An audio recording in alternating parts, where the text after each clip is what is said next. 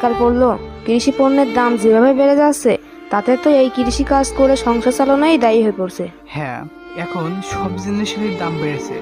আমরা যখন আমাদের এই কষ্টের ফসল বিক্রি করতে যাব তখন দাম কম, আর যখন কিনতে যাব তখন যেন আকাশ ছোঁয়া দাম। হ্যাঁ, ঠিকই বলেছো, আমাদের সব দিক থেকেই ভাগ্য খারাপ।